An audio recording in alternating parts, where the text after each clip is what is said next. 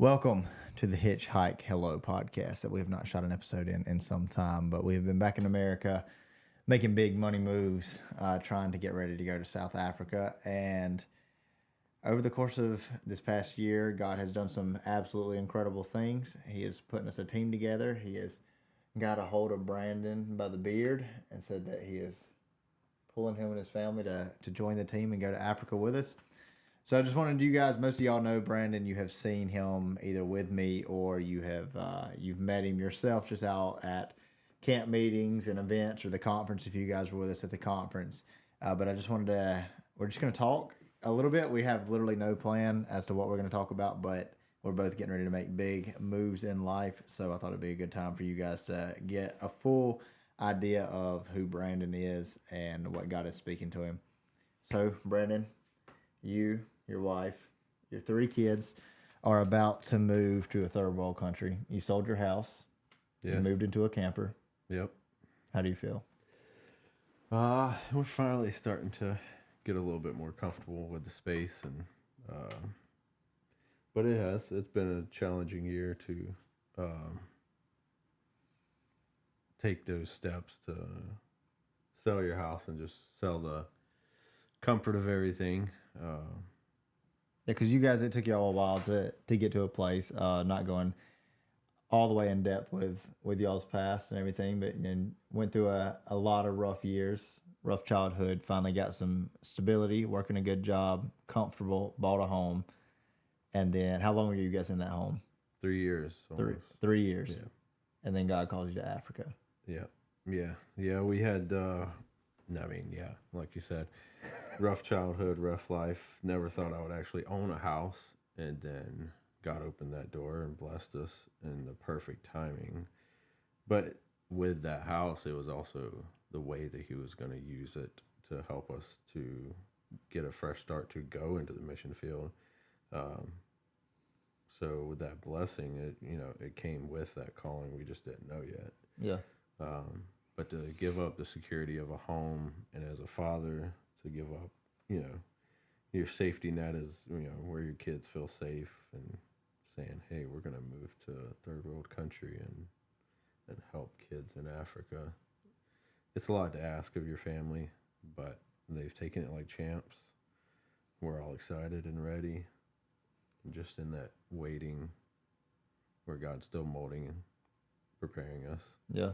Yeah. What do you think was the biggest challenge as a father of giving all that up?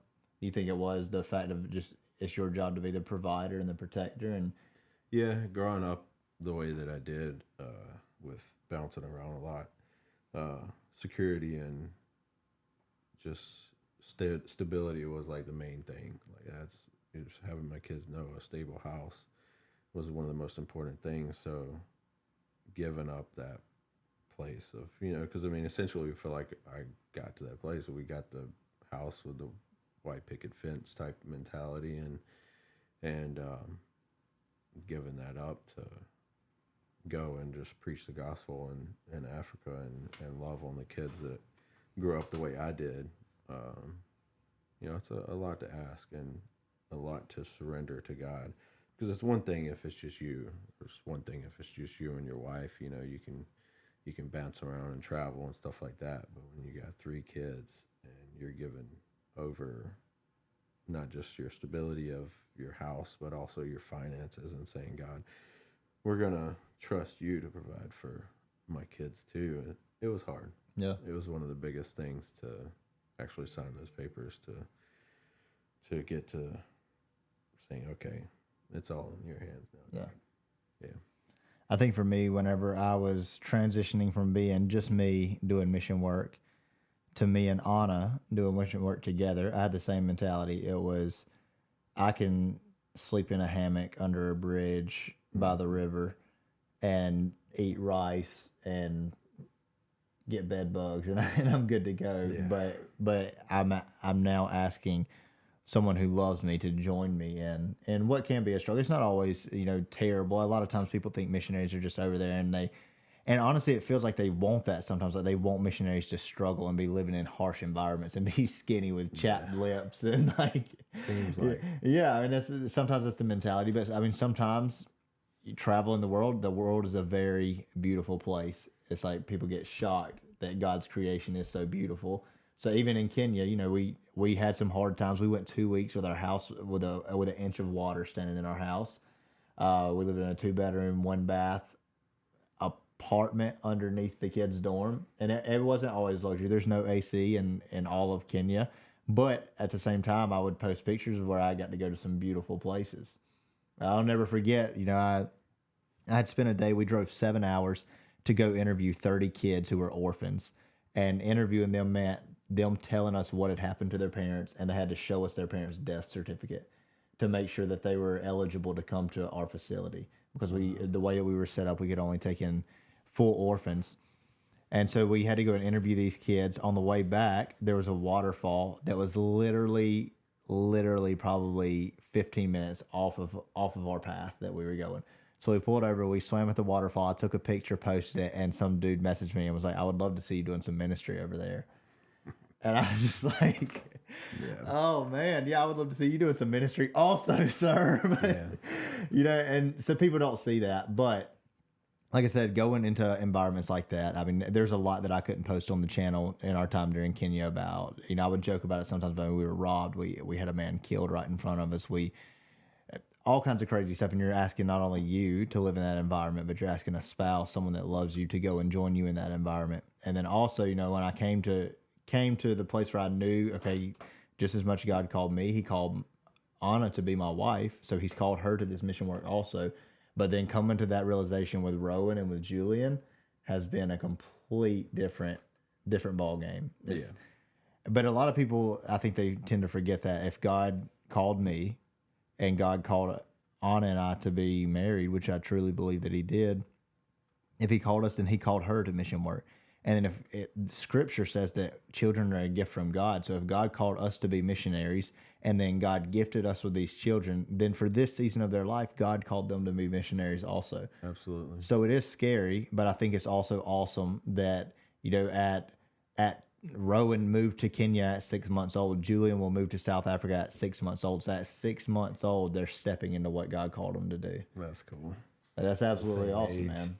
That's awesome. I mean, I didn't step on. I knew that I was called at 10, and I didn't step on the mission field until I was 17. Yeah.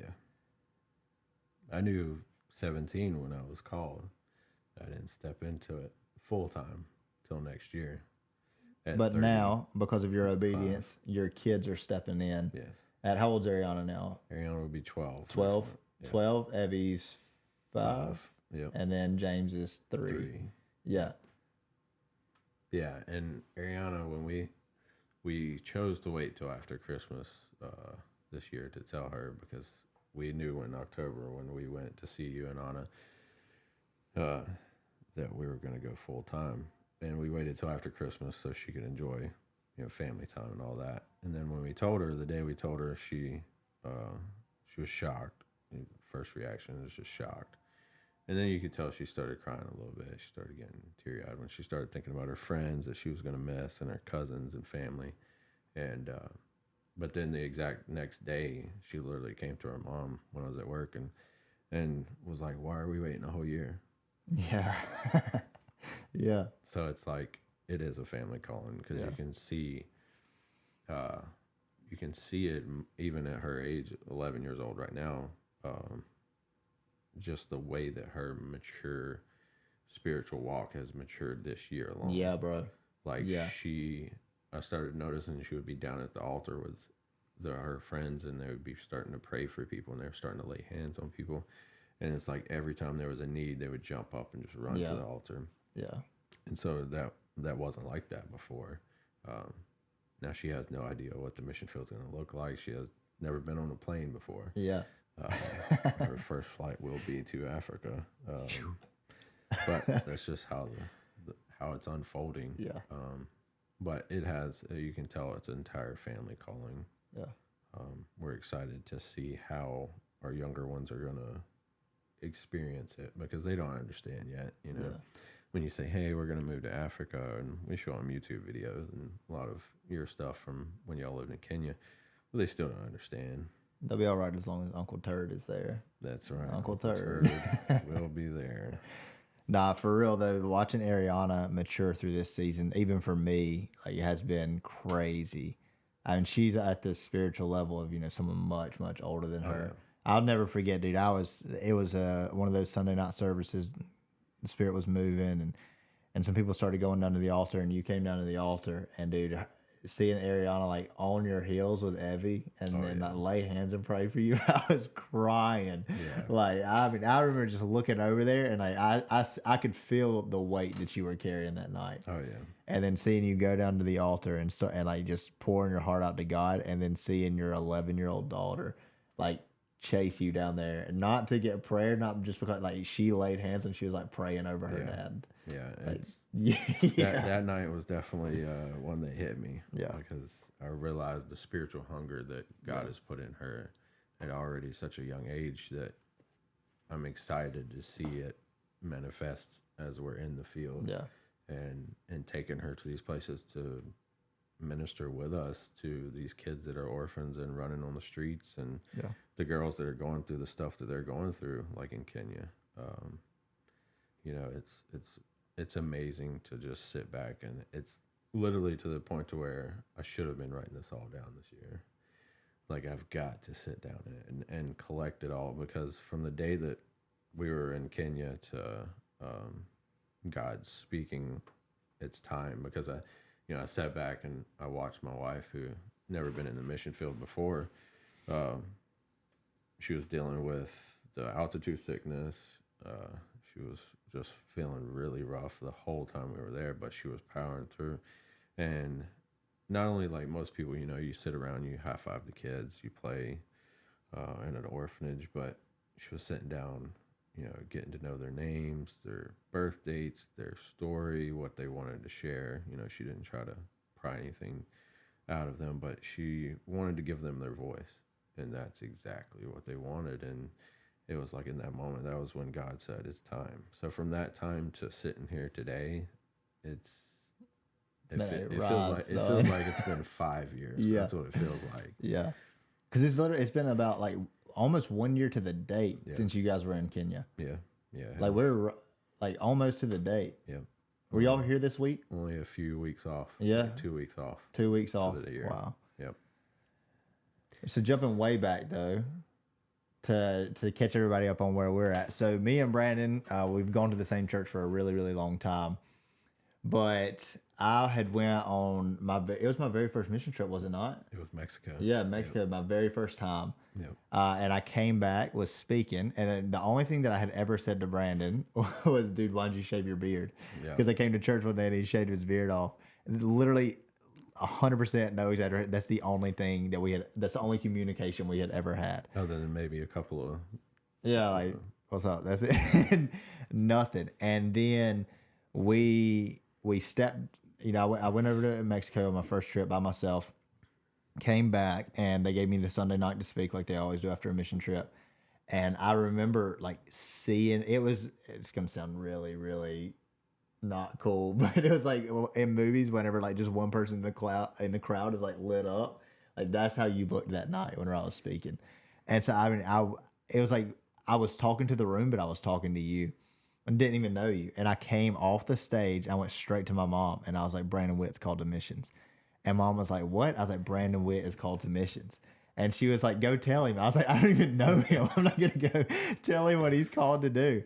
And then I extended the invitation. I was like, if anybody wants to go on a mission trip, just let me know. And you came straight up. You're like, so anybody can go? And I was like, I knew it. And you're like, what? And then, so fast forward probably, about a year. I think it was a year later. You went on the January trip, correct? Yeah.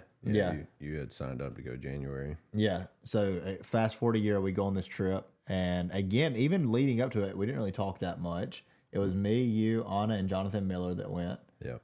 And we didn't really talk that much leading up to the trip, but on the trip we developed this crazy friendship. Yeah. Yeah, that was the day that you were... I'm so not used to this, but you'll be all right. the day that you were speaking, that's exactly how I felt too. I felt like there was nobody else in the room. That's exactly how I felt when I was 17, when missionaries came to that church that I was briefly going to and spoke about Romania. Felt like there was nobody else in the room but these missionaries and God and me. Yeah. And so then after that service, I got in the car and I'm like super quiet and just driving home. And my wife's like, "Why are you being quiet?" And I was like, "Oh, I'm just hungry." I was Just hungry. I was just gonna push it off. Yeah. And then I was like, you know what? No. I was like, I think I'm going to Mexico. She's like, I already know. Yeah. She knew. But what she didn't know is a couple years later.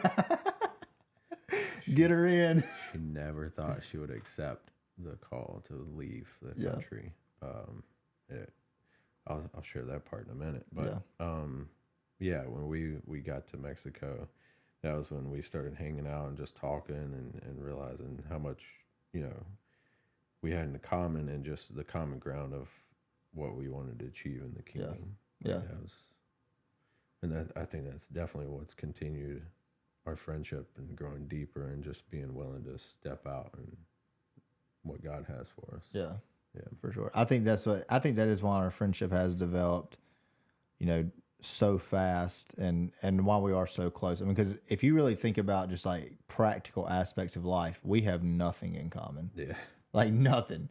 I'm from Gaffney. You're from the beach. You grew up in the hood. I grew up in the country. Like Yep. nothing. And we have nothing. And we're not really that close in age because you're like super old. And You're not far you're behind. bald and I can't grow a beard. Yeah. So it's like It fits.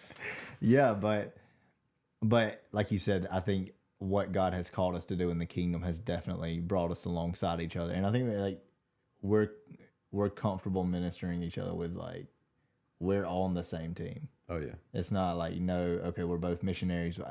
I got to get in this church, so you can't get in that church. No. I mean, it's just It's definitely been like when I'm down, you're there to push me and push me beyond, what I see in myself sometimes, and the same with you. Like, sometimes when you say yes constantly and burn yourself out, often. and I'm like, hey, bro, chill out. Let's go hike or something. Yeah. That was our common ground, hiking. That's what it all started. Like, Mexico missions is what started it. Yeah. And then we started backpacking together. Well, I wasn't into backpacking before you. Yeah. I mean, I'd been in the woods growing up, but my years of drugs and partying always took precedent over everything else. So, yeah. But once I was like, oh, dude, there's a forest out here, and God's walking out here. I think that's what mixed it for me was my relationship with God and realizing He's in the creation. Yeah, and we can unplug completely. Yeah. Like I think that's the only place that we go where. And, even the other guys that go with us. Because, I mean, it started out as like, hey, let's take a trip. And then it turned into, 5 of us? 6 of us? Yeah, it got big. And then now it's like you can't even plan a trip with just a couple of guys. I mean, there's like 15 people that want to go every time we go backpacking. Usually you have regulations, and they're like, there can only be this many people per campsite. And we're like, our group's already too big. Yeah, so alternate trail. Yeah.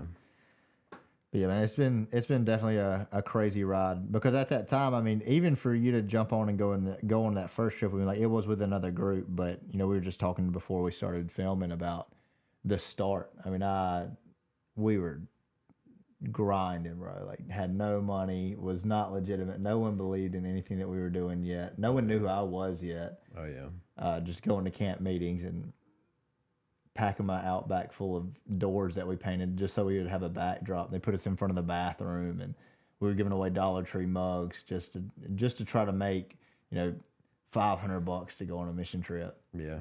And I mean, just that constant grind. And now it's like we're taking steps. We're getting supporters. People believe in what we're doing. We just hosted a conference and had 125 people show up and say they want to be a part of what's going on. That was insane. I mean, it's crazy to just look back at where we started. Because we've been together since the start. I mean, from the first mission trip I came back and spoke, like we've been walking this thing out since then. Yeah. And then like now, we have a website. We've got real supporters. We got, like I said, a conference that's hopefully going to become a yearly thing. And and just seeing our walk with Christ, and like our faith and everything that we've been through and how much we've grown since 2017. Dude, we're going on a decade. We're going on a decade. 4 years? Yeah. 4 years will be a decade. So we're like halfway there. That year that we went, what is it? 2017. No, it was 2018 was our first trip. I think 2017 was my first trip. So like the January 1 of 2018, we probably flew out. So that means Ariana was only 6, 7. Yeah. Yeah. So, yeah, we're not quite at a decade. We're like halfway there. We're over halfway there. We're rounding up. Bro, it's been a while, and like I shared with you before, if it had not been for you pushing the envelope and showing me that it was possible, I don't know that I'd ever taken the steps to go full time. I know that I would have done missions the rest of my life. Yeah. But stepping out of the security of having a job and having a home and all of that stuff, like, it's a big thing to take on. And but having somebody show you that it is possible, that God does make a way when, you know, you got no power at the house that you're living in Africa, or, you know, somebody done robbed you and you need a little bit of extra income, somebody at home just picks up, or the kids over there need a playground, you know, somebody just calls you and says, hey, I got this. Yeah. And they didn't even know there was a need. Yeah. Yeah. But it's been incredible, man. It's been incredible. So jumping from then to now, and just all that God is calling us to right now, all that all the plans. I feel like it's just the beginning. Oh yeah, like we're just scratching the surface. It's just the start. Like, all of this has just been prep work, not just prep work financially or physically, but a lot of spiritually. Like you said, the spiritual growth just in me and you alone and in our wives and in our families. I mean, it's just the beginning of what God has planned for all of us. Yeah. And for Africa and the world of, you know, training young missionaries. You know, that's what me and you was talking about a couple weeks ago, is like how terrible it is that I was reading this book on a missionary in the 80s in the Baptists, and how the Baptists have been training missionaries since the 80s the right way, and how it doesn't feel like the Church of God has solid training for missionaries. Not that I know yet, but it feels like we could be doing better. Yeah. And this training, the school, is exactly what is needed. Yeah. Because when you have somebody that's even 19, 20 years old and they say, hey, I want to go do missions for the next year, we should be able to have somebody that, as soon as they put in their information, within a few days or a week at least, gets an enthusiastic call and says, hey, we got your information, you're interested in submissions, let's talk about this process. Yeah, we have someone that specializes in this. Yeah, instead of, which I get it if you're trying to weed out the process, but instead of having months of hoops that feel impossible, it doesn't make me ever want to change course, because this is God's course. Yeah. But an enthusiastic call would be nice sometimes. Yeah. Especially when you're trying to take such a giant leap. Yeah. But and it could sound selfish on my part, 100%, but I'm so excited about what God has called us to do that I'm thankful something isn't already in place. That's true. Does that make sense? Yeah, that's true. It's not like you're just doing what everybody else has done. Yeah, you know, and because I'm no shame in my game, and again, I could be wrong for this, but I'm a dreamer. Yeah. I'm not one that I have a hard time buying into other people's dreams. I will support you and cheer you on, and whatever I can do to help you. Like, I'm 100%. I will buy into what you were dreaming for you. Yeah. But for me to just be like, I'm going to dedicate my life to your dream. Yeah. It's something really hard for me to do. Because you don't have the vision. God gave them the vision. Yeah. Yeah. And so for me, I'm like, man, I'm thankful that there's not already a training facility in place. I'm thankful that there's not already a retreat center for missionaries in place, because that means that I get to be on a journey and build it from the ground up. Yeah. And not that like I have all the answers and I've got it figured out, but I know that this is what God's called me to do. Oh yeah. And I mean, even I think it goes into backpacking and all that. Like I like to blaze the trail. Yeah. I like to go where no one's ever been. It's the call of a missionary. I like to go where no one has heard the gospel, where people are afraid to go to the darkest places of the world and take the light of Jesus Christ. Yeah. And so to walk and be called to do something that no one's done yet, like selfishly, I am thankful because it's hard. Like it's 100% hard, but this calling is fun, bro. Yeah. Like life is fun. It's so much that I've already experienced at 26 years old. No one will ever experience. Oh yeah, absolutely. And the same with our kids. I mean, the stories that Roe and Julian will have, Yeah. like 99% of kids in the world will never have those stories. Yeah. At 6 months old, they Yeah. moved to Africa and spent half their life in Africa. Yeah. You know, like no, it's gonna be insane. But I'm excited because I'm excited for the kids, the lives that we'll touch, and getting to share the love of Jesus with those kids. Yeah. Like for me, going into these places, like when y'all shared with the story of how they rescued 20-something girls from the Somalia border. Yeah. You know, think of where they would be right now if those steps weren't taken to go to such a scary place. Because I mean, Somalia, you hear the news, everybody does, and you think of the worst case scenario. Yeah. But for those 20, I think it was 21 girls that was rescued from the border from sex slavery and all that. Yeah. Now they're living good lives in a good orphanage and going to school, and they have the opportunity to go to university and have a normal life. So let's for the viewers, for these guys, let's paint the picture of what we're about to embark on. Yeah. Yeah. It's a lot. It's a lot, bro. We're gonna have to shoot an episode 2. Yeah, for sure. Because there's so much that goes into all of this with, us joining the team and then us as a team being called to specifically South Africa, even though we have a lot of opportunities to go elsewhere that would be fully easy. There's a lot of money in other places. To just step into would be so easy. Yeah. But just like a lot of people, they think that, so you don't really have a plan in place because never been to Port Elizabeth, South Africa. Yeah. It's like we have a plan. We're following God. Yeah. It's simple. Like, do you think that when the Bible was written that those people had been where God called them yet? Yeah. Like, it's the same story. Not saying that we're that important. We're not. We're just a vessel that God is using. But we're saying yes. Yeah. And God has specifically put a light over that city in Port Elizabeth. Why? Literally. We don't know. Yeah, literally. And it doesn't make sense. To be completely honest, it doesn't make sense. It doesn't, because it's not near any of the big slums. It's not anywhere near the big places in South Africa that need help. But you never know why God's calling that. Yeah. But I have zero doubt that's where it's at. Yeah. I mean, just to share a little bit with you guys, Anna and I were supposed to go there several years ago when COVID hit to work with a local church, and the trip fell through very last minute due to COVID.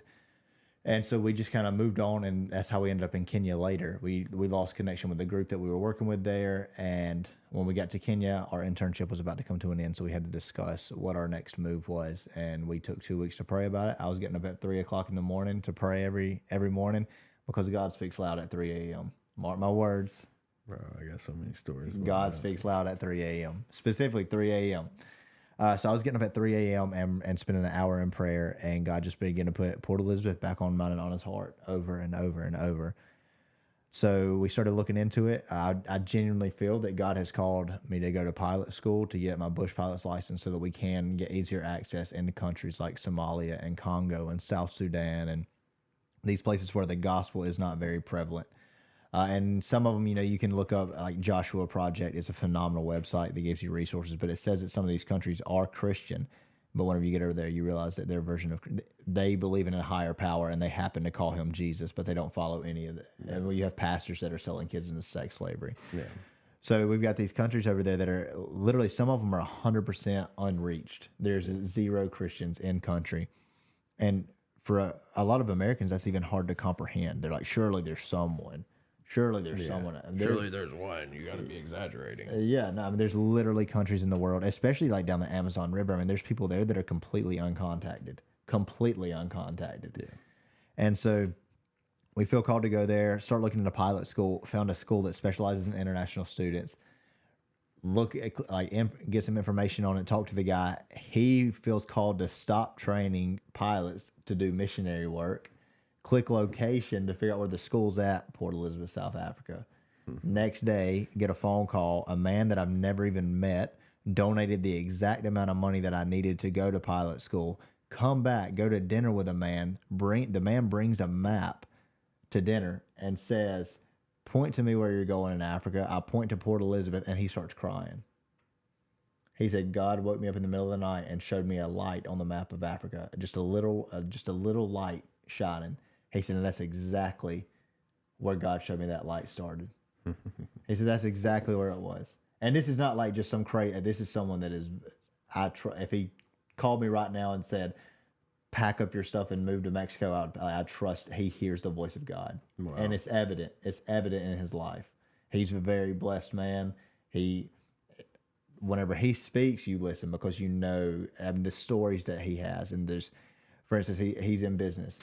He had I think it was $750,000 tied up in this project that he was doing, and somehow the guy that he was doing the project for tried to get out of it, and so they fought and fought and fought, and finally this man, he prays and he tells God, he says, "God, I'm going to let him off the hook on $750,000, but I'm only going to do it if this money that he is keeping from me and stealing from me, if it gets used for ministry." The man's not even a Christian. The man that he's talking to is not even a Christian. Wow. So he prays, he says, "I'm going to let him off the hook, but I'm trusting that you will make this money go for ministry." $750,000. Years pass. Years. We're sitting in camp meeting this year, and Pastor Tony Stewart comes up and he starts talking about during the crisis of when the economy crashed, they felt called to go to a different church, but they had this building. No one was buying properties. No one was selling properties because the economy was so bad. And a man comes to his church and offers him $8 million to buy his facility. Guess who bought that facility? The man who stole the money from the dude, the $750,000. Wow.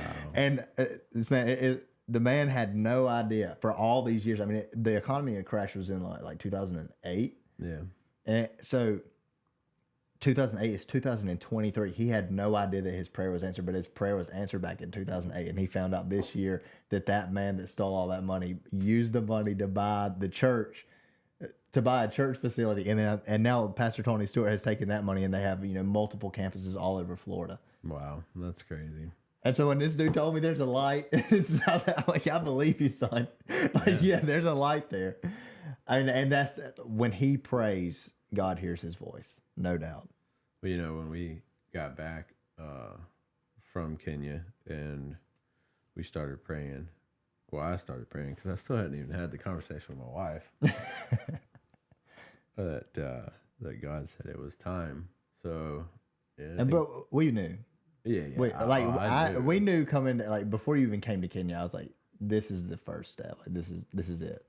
I was praying for a long time because I was like, I had talked to Tasha probably 2 years prior, and was like, what if we just move full time, do missions full time, and she couldn't see it, and I had to tell myself that's because she's never been on a mission trip. Yeah, I was like, how can I expect her to see it when she never saw it? Yeah.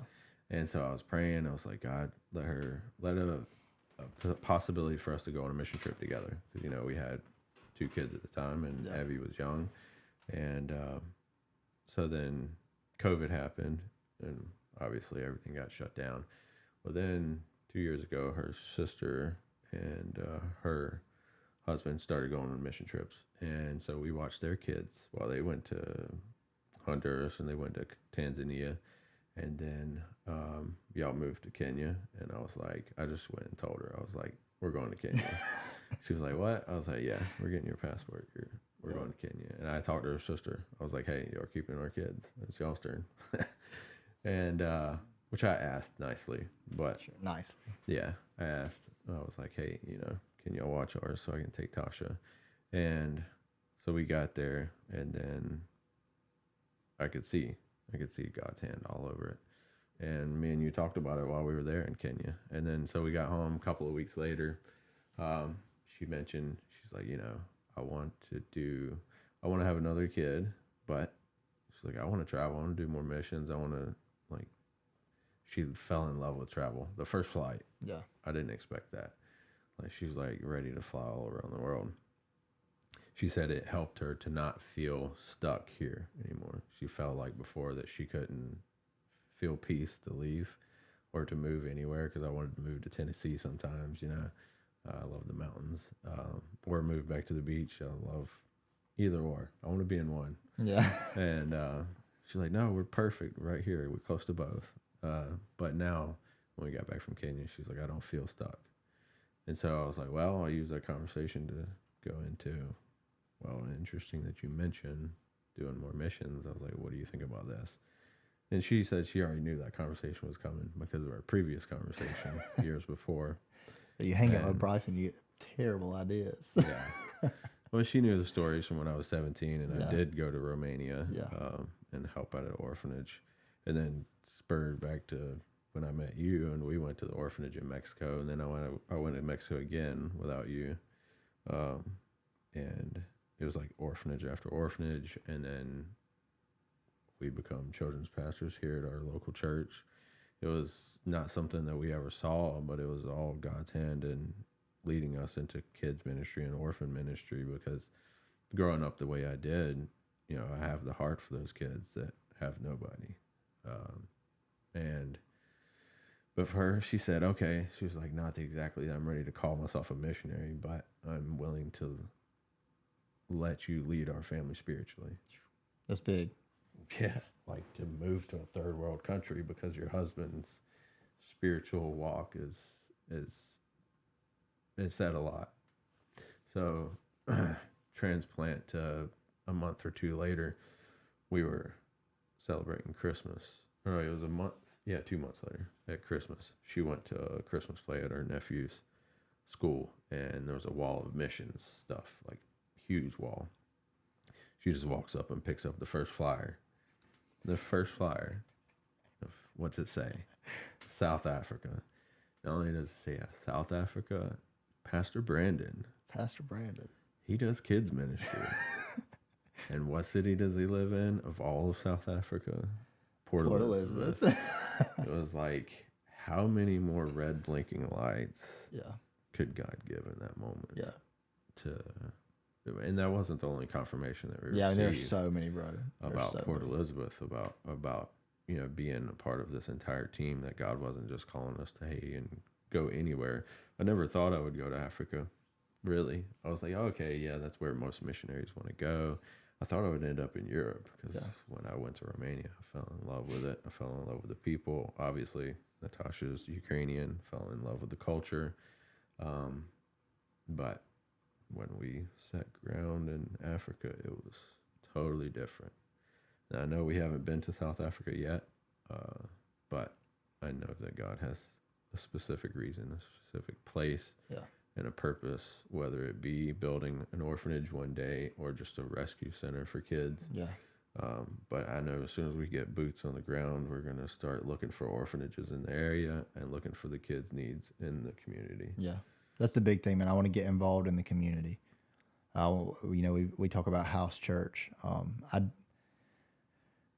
Not to go into all the crazy detail of everything, but, took the class in college of church planting and didn't want to take the course at all, but I got talked into it, took it. The final exam was... Yeah, that's right. You got talked into it. Yeah, I got talked into it. Yeah. And just because I say yes to people. And so I take this class, and I wrote a method as the final exam project. I wrote a method of house churches that plant house churches that plant house churches. And it was literally just a project to pass the class. And I remember even the president of the school, he was the professor of that particular class now, and he was blown away with what I presented. He was like, this is incredible. This could work. Do you still have this paper? Yeah, it's in Google Drive. So we can pull it up. Yeah. So do that. And I graduated in 2019. So I think that was in 2018 I took that class. Then moved to Kenya. Start 2 really successful ministries there, a men's ministry on Tuesday nights and a kids ministry on Saturdays. Both of them explode. Within 3 months of the kids ministry, we went from 3 to 130. The men's ministry, we went a long time really stagnant with about 10 to 15 guys, depending on the week. And then we had a really, really hard heart to heart conversation about the same time the kids' ministry launched. And we went from 10 to about 135 every Tuesday of men. Oh yeah. And I was walking away one night from the men's ministry, and there's three locals that would eat with us every night. They're our best friends in Kenya. It was Kamal, Vince, and Alicia. And we're walking back one night, and Vince looks at me, and he was like, I had called on him to pray to close us out. Yeah. And not thinking anything about it. But he had told me like he didn't really have, like he had faith before that. But he's a Christian, but he really didn't know what he believed. He didn't follow the teachings of the Bible. He didn't read the Bible. Yeah. And but he had told me like he'd been growing. He had started reading his Bible and coming to church. And we were walking back, and he looked at me and he said, Bryson, this is the first time I've ever prayed out loud. And I was like, that's awesome, Vinny, good job. And he was like, this shows like how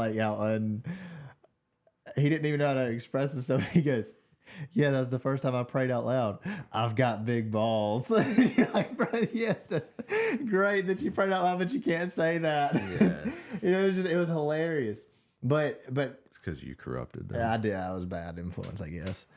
But we're walking back, man, and God just spoke to me in that moment, and He was like, you were doing more discipleship within your home with these three people than you are with these 260 that are coming to both ministries. He's like, what did I call you to? I was like, the Great Commission. He's like, what's the Great Commission? It's make disciples. He's like, how are you making disciples? And I was like, man. And he's like, these three. It goes back to just like we were, not to reveal things, you know. But it's like you can stand on the corner and feed 200 homeless people that are completely, you were just saying this, that are completely okay with being homeless. Yeah. Or you can invest in 5 people and spend that time and walk with them.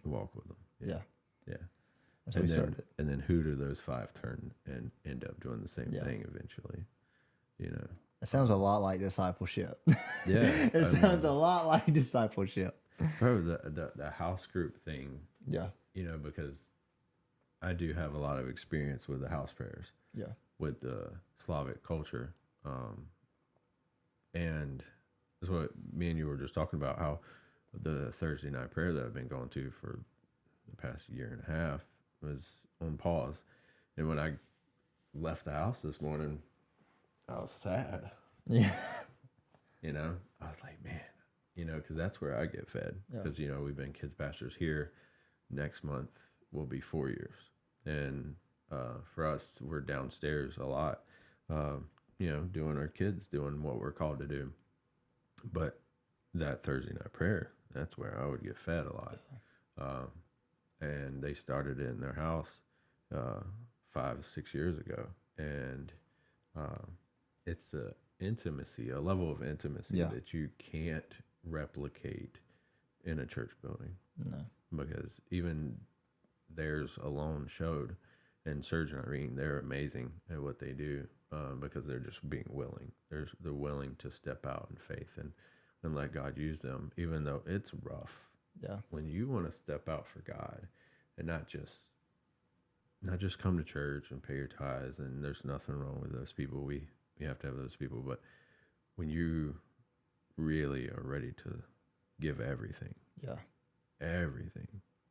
That's when the fire becomes real. Yeah. Like, he has some molding to do before he can use you for stuff like that. Yeah. And so they went through that, and then they eventually had to go to a building, and it went from 30 to 50 people to only a handful, you know. And then it's challenging because then it's like, what do? Do you quit? But they stayed faithful. They continued to do it. He said that God told him that specifically he needed to continue, that there was people that would come through that needed that prayer. And I believe I was one. Yeah.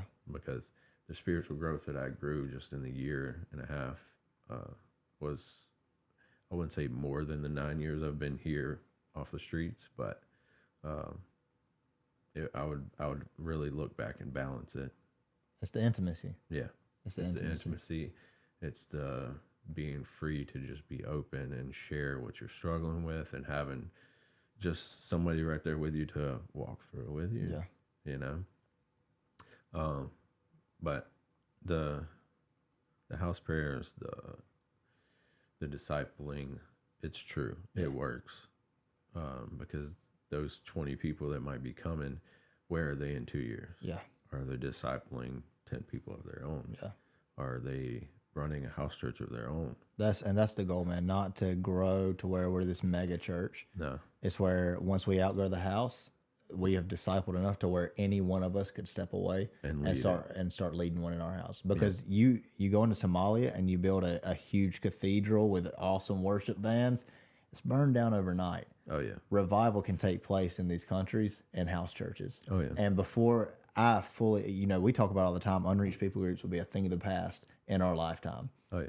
Revival can take place, and I believe that a revival so great will take place in underground house churches that by the time the people that don't want it to happen, there's enough of us that we outweigh them. Oh, yeah. Absolutely. I mean, you look at China and the underground churches Yeah. that they're going on, and I mean, to the point to where they don't even need a Bible because they've memorized it all. Yeah. Because they're just used to, as soon as they get a Bible, it gets taken or they get put in jail. I mean, I've got stories even from in-laws that back in Russia that they spent time in prison on and off over a 20-year period because they were Christian. Yeah. But that's when people are more willing to seek God deeply when things are rough. Yeah. We got Exactly. it easy over here. Not to say everything's easy. America has its own struggles, especially with the divide that's in the country. But Jesus and love, that's what's going to fix it. Love over fear. That's it. Love over fear. Like, the more and more I get to the point of getting out there and working with street kids, like, we're not going to break down walls by going and screaming at them. Yes, we tell them to repent. Yes, we tell them to read their Bible so they know not to have multiple wives. Yeah. But loving them right where they're at and helping them walk in it.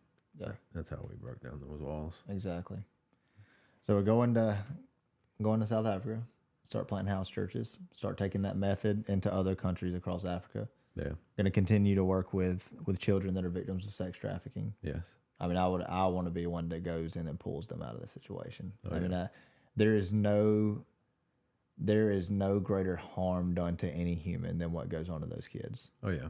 It's the most traumatic thing that could happen to anyone in the world, and we had the chance to fight that. But and I won't share all the details but when we went back to Kenya, and just me and you and Easter, and I keep forgetting that we went on that trip. Barbara and Zach. 100%. I keep forgetting that we went. And Barbara and Zach. That's because you were. That was a rough trip. Yeah. That was hard walking away from so much. Yeah. But I ended up taking a suitcase full of candy, like literally an entire check bag of 50 pounds worth of candy. Yes, sir. For those kids, because that's just me. I want to let them experience everything that the kids here do, Yeah. But anyway, so that day, that Easter day, there was a lady there that she was one of the ones that sets up the rescues. Yeah. And, y'all gave us the stories that the more PG version, or I would say more of the rated R version, but she gave us the full TVMA. Like, she gave me. She was like, yeah, I've rescued 21 of the girls here. That was the ones that was from Somalia. And, but she does it all over Kenya.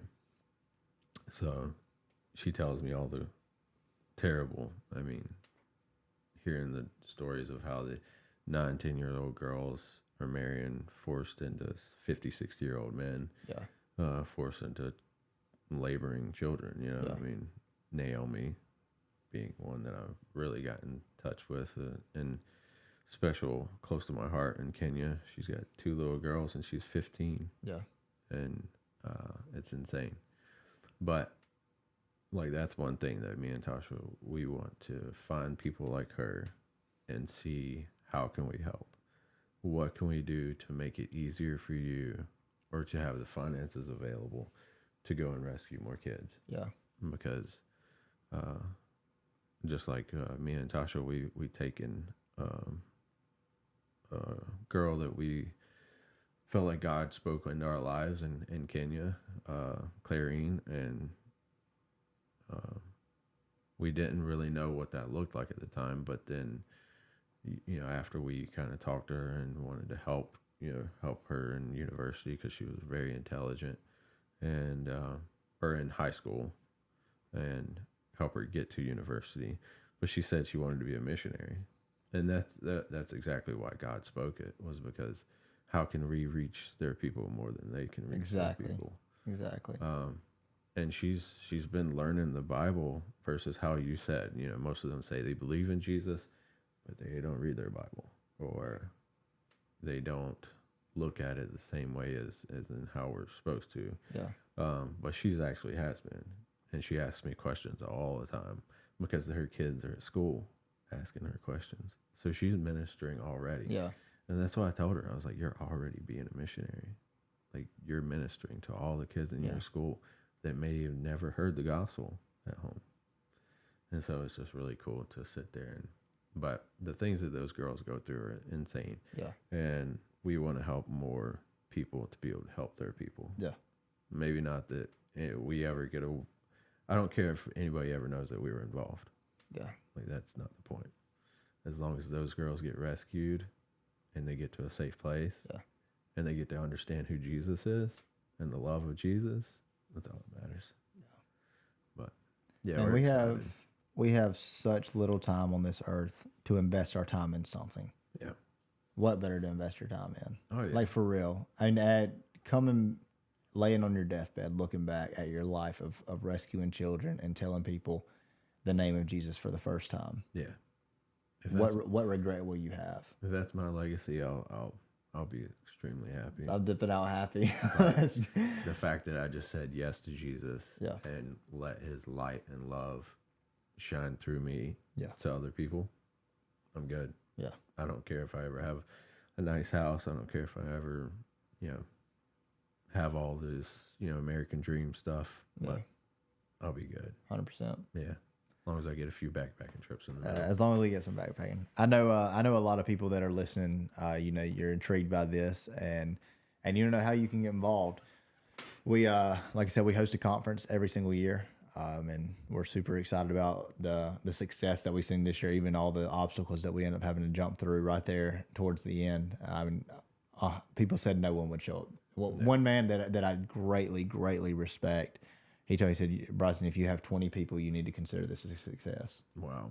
We had 125. You had people that had never even heard about it until a few days before show up. Bro, I went to a church this past Sunday, and a kid walked up to me and goes, "You're that guy who hosts the conference." I was like, "Yeah, that's me." What's his name? Don't ask me that. I forgot his name.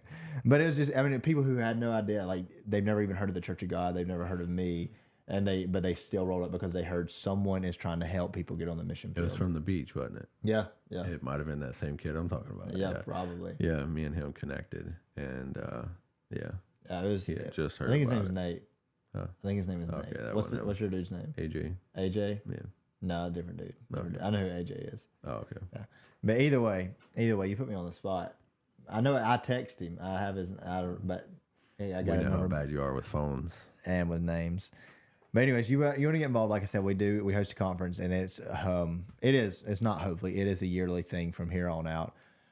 This coming summer, we are going to host a training. It's going to be a 2-week training followed by a 10-day mission trip. I think we're going to offer 10 spots right now. It might turn into more, but I'm comfortable depending on the dynamic of the group. Right now, I'm looking at 10 spots. Still working on location. Talking after they're going to go on a mission trip with us. Yeah, with us. It'll be 2 weeks of training with us and some other people that I've been putting together a team. And then it's going to be immediately followed by a 10-day mission trip with us. Yeah. And we'll come back in and go straight into ideally we would land on like a Thursday or a Friday, and the conference will be that Saturday. Yeah. So you get all the missionary training and excitement and fuel for your fire to last you. But the big goal is to eventually open up a missionary training school. Right now our prayer is $8 million. That sounds crazy, but that would buy the land, that would build the facility, that would fund us for at least a year where no one has to pay anything, and that would set us up to where we'd be fully equipped to and that's training 16 guys, 16 girls for 3 months. Well, it's training them for 2 months and taking them on a month-long mission trip. 32 missionaries a year. If we put 32 missionaries on the field every single year in just 3 years, we've got a missionary in every country in the entire world. By the end of our lifetime, unreached people are 100% going to be a thing of the past. No question about it. But yeah, it's a crazy prayer. I was prophesied over by 3 people this year. And within the same week, but all at different times, they all said that I was going to dream dreams that I would be afraid to talk about. Yeah. $8 million sounds insane. Buying our dream and our hope is to buy 8 acres on the lake in Tennessee. Church of God World Missions headquarters is in Tennessee, so I think it makes sense to have it there. Lake Chickamauga, you can buy big chunks of property there. So hopefully it's on that lake. And the reason I want to do it on the lake is because I also want to provide an area where missionaries can come off the field and have a free vacation where they can relax, they can get unplugged, they can have that intimacy. Yeah. Because missionaries are they're the most misunderstood people in the entire world. And I want our facility to be the only place where they can come and everyone there knows exactly what they're going through. Yeah. When that man was killed in front of us, I had no idea who to call. Who's experienced that? Yeah. I called Stephen Day. I was about to say other than another missionary. Yeah, I called a missionary. Yeah. So I want to provide that for people. Like I said, 32 missionaries a year. 32 missionaries a year. We got one in every country in the world. And the next year, 32 more. Next year, 32 more. Next year, 32 more. Until it's a whole support team in every country. And then on the flip side, while that's going on, we've got these house churches that are just spreading all across the continent of Africa, building a network. Man, this is gonna be insane. Like you said, what we've done so far is scratch the surface. We've laid the groundwork to get prepared to lay the foundation. Oh yeah. I'm praying big prayers, bro. My prayer journal, if someone read that, they'd think I was crazy. I'm praying big prayers. Oh yeah, same here. 140 million orphans in the world. I'm ready to wait until it's 0. Bro, let's do it. What's y'all saying? Until every child understands the love of Jesus Christ. Until every child understands the love of Jesus Christ. Yeah. Ours is making unreached people groups a thing of the past. Yeah. Bro, we're going to do it. Yeah, man. We're going to do it. 100%. I have no doubt. I'm just ready to fly out. Let's go. Yeah. Let's go. Pop at a point. Let's go. Yeah. My thing is, come on. Come on. Y'all want to go? Come on. Come out here. But again, guys, if you want to get involved, you can reach out to either one of us. You can go to fulfillministries.org. We're still working on getting their profile added to the website. You can reach out to Brandon at walkingwiththewits@gmail.com. Yep. Walkingwiththewits@gmail.com. We're going to get some other things in place to make it a little bit easier to get in contact with us. Social media, I'm the hippie missionary. DM me anytime. I'm terrible at responding, but I promise you eventually I will. And normally if it's a buddy sending me a funny meme, I'll watch it and I probably won't respond. Nah, you might as well just reach out to me because I respond. I will respond. For if someone new reaches out and it's about missions, I will 100% respond and I'll try to do it very, very fast. But if I don't, hit me again. You won't bother me. I don't get annoyed at all.